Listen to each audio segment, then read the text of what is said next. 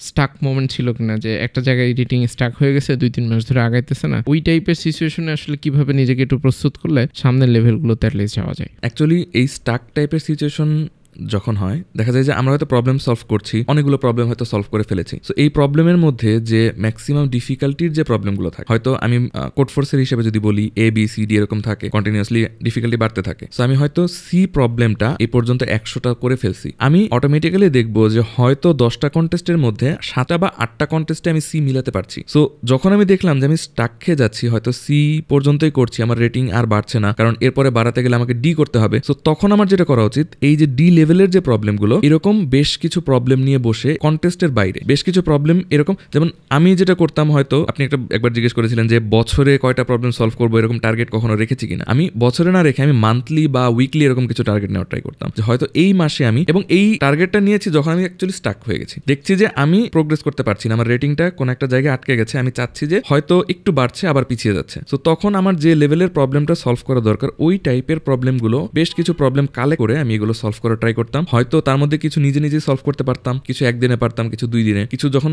একদমই পারতাম না সেগুলো হয়তো আমি এডিটোরিয়াল বা আইডিয়া নিয়ে বা হেল্প নিয়ে সেইগুলো সলভ করতাম। এভাবে যখন আমি কাজ করতাম, তারপর দেখতাম যে হ্যাঁ, আবার ওই প্রবলেমটাকে আমি কন্টিনিউয়াসলি হয়তো কয়েকটা কন্টেস্টে সলভ করতে পারছি, তখন আবার একটা প্রোগ্রেস পাওয়া যায়।